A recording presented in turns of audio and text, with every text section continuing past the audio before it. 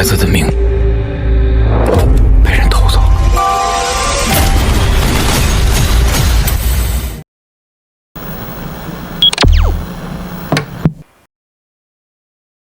Hello everyone, and welcome back to the channel. In today's video, we'll be recapping the gripping and emotionally charged movie called Fireflies in the Sun from 2021. A suspenseful and powerful film that has captured the hearts of audiences across Asia and beyond.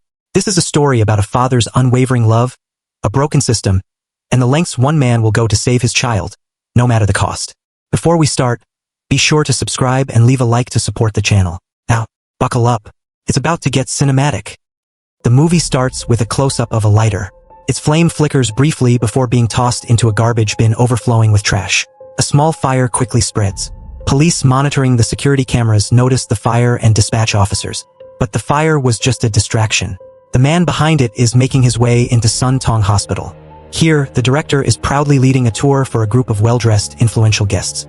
He introduces the facility as the largest hospital in the city, a place where over 150,000 patients are treated in the emergency wing each year, and where everyone is equal in the eyes of fate. But the story is about to show that equality here is an illusion. Inside, the man quietly sabotages various access points, locks, elevators, surveillance systems.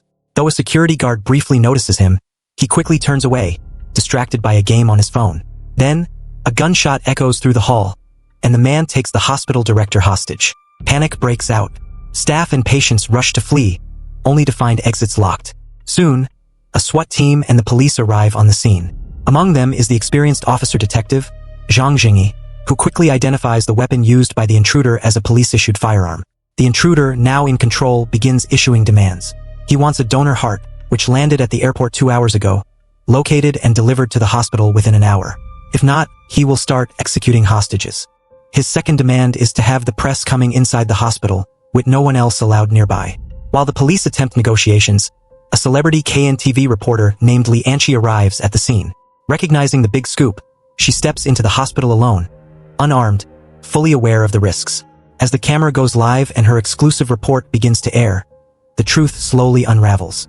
The man behind the hostage situation is Lin Rilang, an unemployed scriptwriter and the father of a critically ill boy. The heart he's demanding was originally meant for his son. While playing football at school, the boy suddenly collapsed and was diagnosed by Dr. Dama at Sutong Hospital with a severe heart condition. His heart, twice the size of normal, could no longer pump sufficient blood. The only cure was a heart transplant, but the family couldn't afford it. From that moment, the man and his wife, a part-time tutor, did everything they could to collect the required amount of money for the surgery. They borrowed money from friends and colleagues, sought donations and support schemes, took on extra jobs, sold their home and pawned valuables. They celebrated the boy's birthday, though he barely had the strength to blow out the candles. Still, they clung to hope, and soon a heart match came up. Both parents overjoyed thinking their son could be saved, but there was only one problem. The money they raised was not enough to cover the operation.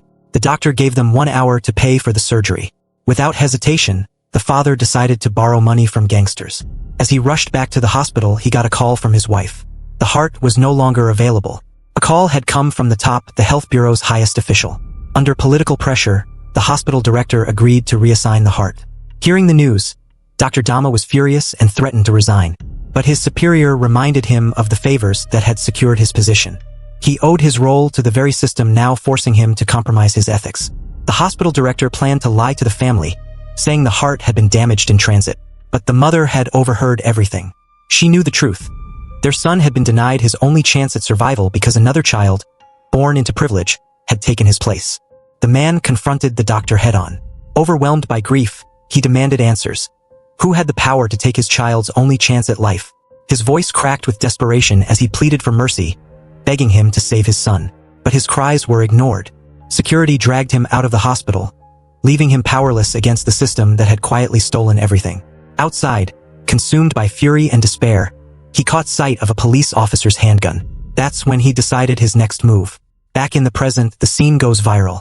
The entire country watches live as sympathy begins to shift, no longer towards the hospital, but to the grieving father. The hospital director initially denies everything, but when the father turns a gun on him, fear breaks through his lies. He confesses, the heart has been redirected under orders from the head of the health bureau. The journalist catches it all on camera. Then she leaves the place to investigate further into the matter. The footage sparks a nationwide outcry. People demand justice, accountability, and a full investigation. Just then, Police Chief Tankam arrives to take over the case. Officer Zhang protests, but the chief points to something he found in the man's apartment. A script. It tells the story of a man who robs a bank to save his ex-girlfriend who is in jail. This man disables the cameras, locks the doors, and summons the media to broadcast his love tragic tale. But when help never comes, he snaps and kills everyone inside. The police chief suspects the father is following the same script, turning fiction into a deadly plan, and killing everyone in the end if the police won't intervene. But Officer Zhang disagrees. He believes in the father's story and attempts to find the stolen heart by the deadline. The police chief orders a SWAT marksman to break into the building, but the operation ends in chaos. The plan is for the SWAT marksman to enter through the air ducts and take out the father. But just as he prepares to shoot, he gets startled by something. The ceiling panel collapses. One of the hostages, a pregnant woman, is almost injured, but she is saved just in time by the doctor and other hostages. As the situation is getting dangerous, the man decides to let the pregnant woman and her husband go, earning sympathy from the public. But things take a dark turn when he shoots at the SWAT marksman. It's a warning to the police for violating one of his demands, and a message: bring back the heart in 40 minutes, or another life will be lost. The scene shifts to Anchi. The reporter receives a call from her superior, ordering her to stop investigating. The story involves too many powerful people, but Anchi is determined to uncover the truth. She visits a manager of the organ donation center, demanding access to transplant records. The manager refuses, saying she needs approval from the police or health bureau. As they leave, Anchi uses a name card to stop the door from locking behind her. She sneaks back in and discovers evidence showing the child's transplant record is marked as successful, raising suspicions. Just then, she hears footsteps. She hides just in time to avoid being seen as the man returns to retrieve something. But eventually, he discovers her and tries to kill her, only for a policeman to arrive at the last second and save her. The officer has traced the vehicle that transported the stolen heart to this very center. They realize the manager is involved in the theft, and that the child's medical records have been falsified. A hidden voice recorder found on the attacker becomes critical evidence of a massive black market organ trade. Meanwhile, the father receives a call from his wife. Moments earlier, while she sat with their son in the hospital room, a police officer and the municipal secretary named Sardin arrived, carrying the missing heart. Sardin now takes control of the situation from the police chief. He explains how he tracked the heart and confronted the head of the health bureau, only to find him jumping out the window to suicide. Now, he brings the heart to the hospital in a gesture of apology for all that has happened. While still on the phone, a breaking news alert appears. The head of the health bureau has reportedly committed suicide. The father is shaken. Deep down, he knows it isn't the full truth. Someone more powerful is pulling the strings.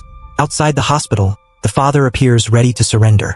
He speaks quietly with Officer Zhang, revealing that the municipal secretary is the one who orchestrated the heart theft. But before Zhang can react, a shot is fired. Sardin has ordered the sniper to take him out. The bullet hits him, but he survives. He had secretly worn the SWAT marksman's bulletproof vest. More than that, his son's metal had absorbed part of the impact. Wounded but alive, he grabs the police radio and begins revealing everything. His wife had never actually heard the health bureau director's name during the eavesdropped conversation. It was only a suspicion. The father had hoped the police would investigate, but Sardin had acted first. He silenced the bureau chief and framed him, pushing him into a fake suicide to close the case. Sardin smashes the radio in anger. Officer Zhang begins to suspect something is wrong, but still has no proof. At that moment, Anchi comes back to the scene. She plays the secret recordings retrieved from the pen, exposing a vast organ trafficking network. Sardin's voice is on the tape, confirming that he ordered the theft of the heart for the mayor's child. Inside the hospital, the father confronts the hospital director. The director hides a phone, clearly concealing something. A struggle breaks out. In desperation, the director stabs the father, but the others rally around the injured man. He survives and manages to retrieve the phone. A contact number leads him upstairs, where a ringtone echoes from a hidden room. Following the sound, he uncovers the final truth.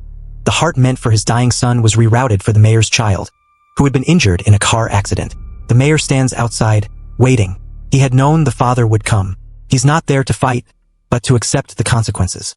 Outside, public outrage explodes. The crowd turns against the authorities, especially the mayor. In a final act of desperation, Sardin orders the hospital doors to be blown open. Amid the chaos, the father walks out, holding the mayor at gunpoint. But Officer Zhang sees something. The weapon isn't real. It's a prop. The father never intended to hurt anyone. He wants to die, not kill. A shot rings out. He falls. It's revealed that he had tested himself as a backup heart donor early on. and he was a match. In the end, he dies so his son can live. 2 months pass. The illegal organ network is exposed and dismantled. The truth is finally known. Anchi loses her job, likely the cost of angering too many powerful people. But she doesn't regret it. In standing up, she found something more important: integrity and a truth worth telling. At the end, the mayor's son shows up at father's grave from distance, bowing in solemn respect. This film isn't just about injustice. It's about how ordinary people, pushed to the edge, can still choose to fight, not with hatred, but with love. To resist, to protect, and to hope. A reminder that even the faintest light shines brightest in the darkest places.